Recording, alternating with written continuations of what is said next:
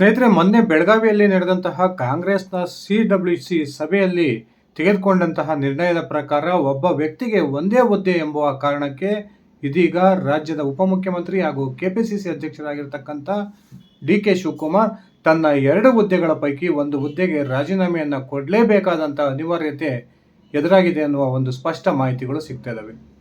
ಇದೇ ಕಾರಣಕ್ಕೆ DK ಶಿವಕುಮಾರ್ ಈಗಾಗಲೇ ಕೆಪಿಸಿಸಿ ಅಧ್ಯಕ್ಷರಾಗಿ 4 ವರ್ಷದ ಅವಧಿ ಪೂರ್ಣಗೊಂಡಿರ್ತಕ್ಕಂಥ ಈ ಸಂದರ್ಭದಲ್ಲಿ DK ಶಿವಕುಮಾರ್ ಅವರನ್ನ ಕೆಪಿಸಿಸಿ ಅಧ್ಯಕ್ಷ ಹುದ್ದೆಯಿಂದ ಕೆಳಗಿಳಿಸಿ ಆ ಸ್ಥಾನಕ್ಕೆ ಒಬ್ಬ ಕಾಂಗ್ರೆಸ್ ನಾಯಕನನ್ನು ನೇಮಕ ಮಾಡಬೇಕು ಅನ್ನುವ ತೀರ್ಮಾನಕ್ಕೆ AICCಯ ನಾಯಕರು ಬಂದಿದ್ದಾರೆ ಅನ್ನುವ ಒಂದು ಮಾಹಿತಿಗಳು ಸಿಗ್ತಾ ಇದ್ದಾವೆ.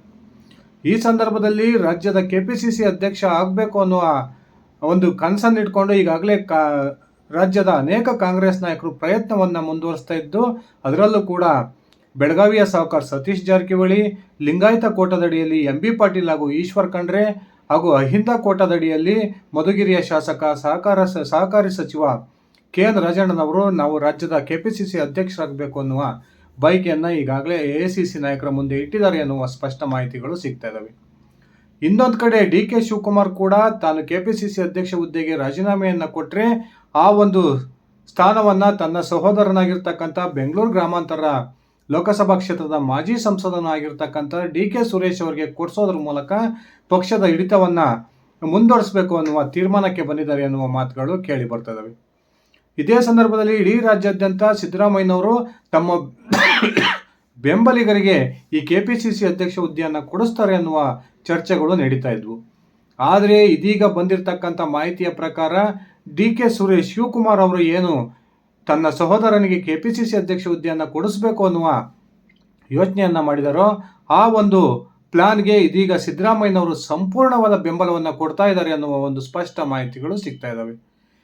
ಈ ಸಿದ್ದರಾಮಯ್ಯನವರ ಈ ರೀತಿ DK ಸುರೇಶ್ ಅವರಿಗೆ ಬೆಂಬಲ ಕೊಡೋದ್ರ ಹಿಂದೆ ಬಹುದೊಡ್ಡ ಪ್ಲಾನ್ ಒಂದು ಕೂಡ ಇದೆ ಅನ್ನುವ ಮಾತುಗಳು ಕೂಡ ಕೇಳಿ ಬರ್ತಾ ಇದ್ದು, ಇದೇ ಒಂದು ಕಾರಣಕ್ಕೆ ಸಿದ್ದರಾಮಯ್ಯನವರು DK ಸುರೇಶೇ ರಾಜ್ಯದ ನೂತನ ಕೆಪಿಸಿಸಿ ಅಧ್ಯಕ್ಷರಾಗಲಿ ಅನ್ನುವ ಅಭಿಪ್ರಾಯವನ್ನು ವ್ಯಕ್ತಪಡಿಸ್ತಿದ್ದಾರೆ ಅನ್ನುವ ಒಂದು ಸ್ಪಷ್ಟ ಮಾಹಿತಿಗಳು ಸಿಗ್ತಾ ಇದ್ದಾವೆ.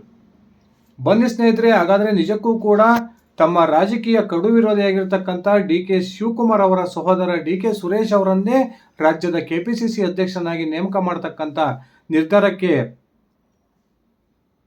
ಸಿದ್ದರಾಮಯ್ಯನವರು ಬೆಂಬಲವನ್ನು ಕೊಡ್ತಿರೋದಾದರೂ ಯಾಕೆ, ಈ ಒಂದು ಬೆಂಬಲದ ಹಿಂದೆ ಸಿದ್ದರಾಮಯ್ಯನವರ ಪ್ಲಾನ್ ಏನಿದೆ ಅನ್ನೋದನ್ನು ಒಂದ್ಸರಿ ತಿಳ್ಕೊಂಡು ಬರೋಣ. ಅದಕ್ಕಿಂತ ಮುಂಚೆ ನೀವಿನ್ನು ನನ್ನ ಇಟ್ಗೆ ಅಂತ ಯೂಟ್ಯೂಬ್ ಚಾನಲ್ಗೆ ಸಬ್ಸ್ಕ್ರೈಬ್ ಮಾಡ್ಕೊಂಡಿಲ್ಲ ಅಂದರೆ ದಯವಿಟ್ಟು ಸಬ್ಸ್ಕ್ರೈಬ್ ಮಾಡಿಕೊಂಡು ಬೆಲ್ ಬಟನ್ನ ಕ್ಲಿಕ್ ಮಾಡಿ. ನಾನು ಕೊಡ್ತಕ್ಕಂಥ ಮಾಹಿತಿ ನಿಮಗೆ ಇಷ್ಟ ಆಗಿದ್ದರೆ ಈ ವಿಡಿಯೋಗೆ ಲೈಕ್ ಮಾಡಿ, ಶೇರ್ ಮಾಡಿ, ಕಮೆಂಟ್ ಮಾಡಿ. ಸ್ನೇಹಿತರೆ, ಈಗಾಗಲೇ ಅನಿವಾರ್ಯವಾಗಿ 2 ಹುದ್ದೆಗಳಲ್ಲಿ ಒಂದು ಹುದ್ದೆಯನ್ನು ತೊರಲೇಬೇಕಾದಂತಹ ಒಂದು ಅನಿವಾರ್ಯತೆ ಈಗ DK ಶಿವಕುಮಾರ್ ಅವರಿಗೆ ಒದಗಿ ಬಂದಿದೆ. ಆ ಕಾರಣಕ್ಕೆ ತಾನು ಉಪಮುಖ್ಯಮಂತ್ರಿ ಸ್ಥಾನದಲ್ಲಿ ಮುಂದುವರೆದು ಕೆಪಿಸಿಸಿ ಅಧ್ಯಕ್ಷ ಹುದ್ದೆಗೆ DK ಶಿವಕುಮಾರ್ ಶೀಘ್ರದಲ್ಲಿ ರಾಜೀನಾಮೆಯನ್ನು ಕೊಡ್ತಾರೆ ಅನ್ನುವ ಮಾತುಗಳು ಕೂಡ ಕೇಳಿ ಬರ್ತಾ ಇದ್ದಾವೆ.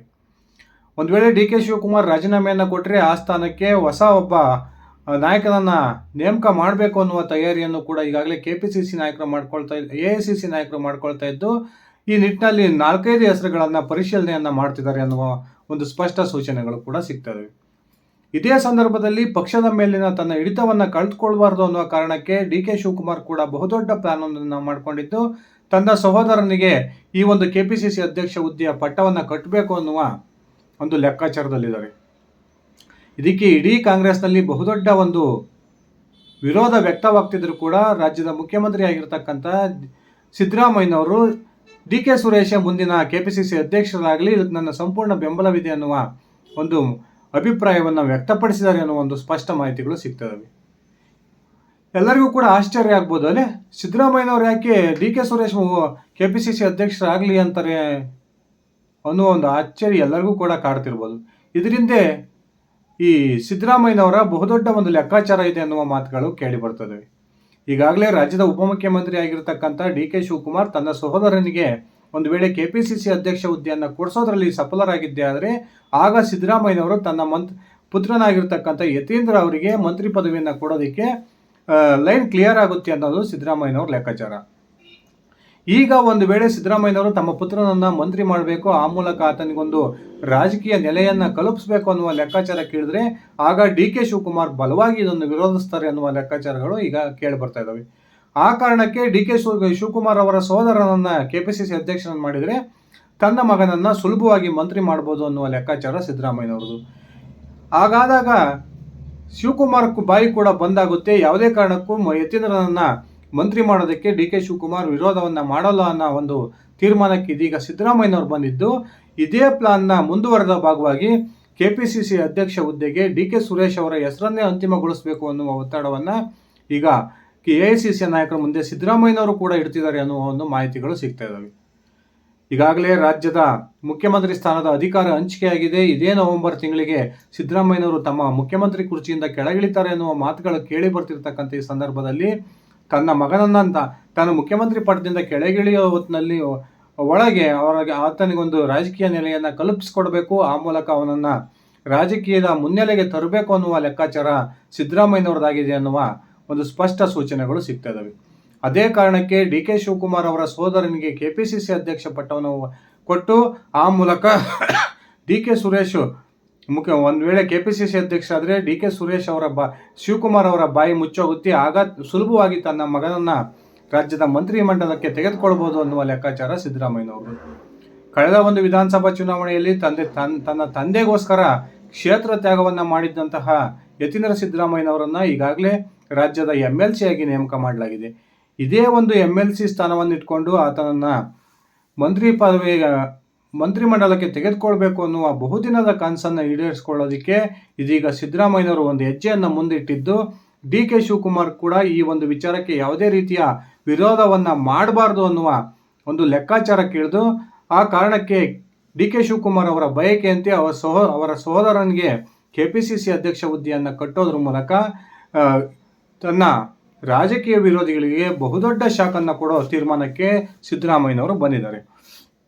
ಈಗಾಗಲೇ ಕೆಪಿಸಿಸಿ ಅಧ್ಯಕ್ಷ ಹುದ್ದೆಯ ಮೇಲೆ ಕಣ್ಣಿಟ್ಟಿರ್ತಕ್ಕಂಥ MB ಪಾಟೀಲ್ ಆಗಿರ್ಬೋದು, ಈಶ್ವರ್ ಖಂಡ್ರೆ ಆಗಿರ್ಬೋದು, KN ರಾಜಣ್ಣನವರಾಗಿರ್ಬೋದು, ಹಾಗೇನೆ ಸತೀಶ್ ಜಾರಕಿಹೊಳಿ ಅವರಾಗಿರ್ಬೋದು ತಮ್ಮ ಬೆಂಬಲಿಗರ ಸಂಖ್ಯೆಯನ್ನು ಹೆಚ್ಚಿಸ್ಕೊಳ್ತಕ್ಕಂಥ ಪ್ರಯತ್ನಕ್ಕೆ ಕೈ ಹಾಕಿದ್ದು, ಎಐಸಿಸಿಯ ನಾಯಕರ ಮುಂದೆ ಕೂಡ ನಾವೇ ಮುಂದಿನ ಕೆಪಿಸಿಸಿ ಅಧ್ಯಕ್ಷರಾಗಬೇಕು ಅನ್ನುವ ಅಹವಾಲನ್ನು ಕೂಡ ಈಗಾಗಲೇ ಇಟ್ಟು ಬಂದಿದ್ದಾರೆ.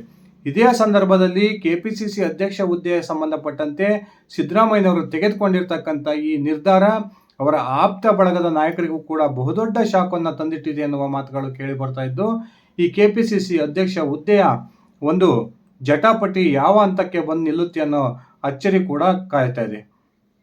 ಸ್ನೇಹಿತರೆ, ಈ ರೀತಿ ಒಂದೇ ಕಲ್ಲಲ್ಲಿ ಎರಡು ಅಕ್ಕಿಯನ್ನು ಹೊಡಿತಕ್ಕಂಥ ಒಂದು ನಿರ್ಧಾರಕ್ಕೆ ಸಿದ್ದರಾಮಯ್ಯನವರು ಬಂದಿದ್ದು, ಸಿದ್ದರಾಮಯ್ಯನವರ ಈ ನಿರ್ಧಾರಕ್ಕೆ ಅವರ ಆಪ್ತ ಬಳಗದವರು ಯಾವ ರೀತಿಯ ಒಂದು ಪ್ರತಿಕ್ರಿಯೆಯನ್ನು ಕೊಡ್ತಾರೆ ಅನ್ನೋದು ಇನ್ನೂ ಕೂಡ ಕುತೂಹಲವನ್ನು ಕೆರಳಿಸಿದೆ. ಸ್ನೇಹಿತರೆ, ನಿಮ್ಮ ಅಭಿಪ್ರಾಯದ ಪ್ರಕಾರ ಕೆಪಿಸಿಸಿ ಅಧ್ಯಕ್ಷರಾಗಿ ನಿಜಕ್ಕೂ ಕೂಡ ಡಿ ಕೆ ಸುರೇಶ್ ನೇಮಕ ಆಗಬೇಕಾ? ಆ ಮೂಲಕ ಯತೀಂದ್ರ ಸಿದ್ದರಾಮಯ್ಯನವರನ್ನ ರಾಜ್ಯದ ಮಂತ್ರಿಮಂಡಲಕ್ಕೆ ತೆಗೆದುಕೊಳ್ತಕ್ಕಂಥ ಸಿದ್ದರಾಮಯ್ಯನವರ ಪ್ಲಾನ್ ವರ್ಕೌಟ್ ಆಗುತ್ತೆ ಅಂತ ನಿಮ್ಗೆ ಅನಿಸುತ್ತಾ? ದಯವಿಟ್ಟು ಕಮೆಂಟ್ ಮಾಡಿ. ಇದಿಷ್ಟಾಗಿತ್ತು ನನ್ನ ಇವತ್ತಿನ ಈ ವಿಡಿಯೋ. ನಾನು ಕೊಟ್ಟಿರ್ತಕ್ಕಂಥ ಮಾಹಿತಿ ನಿಮ್ಗೆ ಇಷ್ಟ ಆಗಿದ್ದರೆ ಈ ವಿಡಿಯೋಗೆ ಲೈಕ್ ಮಾಡಿ, ಶೇರ್ ಮಾಡಿ, ಕಮೆಂಟ್ ಮಾಡಿ. ನೀವಿನ್ನು ನನ್ನ HKM ಅಂತ ಯೂಟ್ಯೂಬ್ ಚಾನಲ್ಗೆ ಸಬ್ಸ್ಕ್ರೈಬ್ ಮಾಡ್ಕೊಂಡಿಲ್ಲ ಅಂದರೆ ದಯವಿಟ್ಟು ಸಬ್ಸ್ಕ್ರೈಬ್ ಮಾಡಿಕೊಂಡು ಬೆಲ್ ಬಟನನ್ನು ಕ್ಲಿಕ್ ಮಾಡಿ. ಧನ್ಯವಾದಗಳು ಸ್ನೇಹಿತರೆ, ಶುಭ ದಿನ.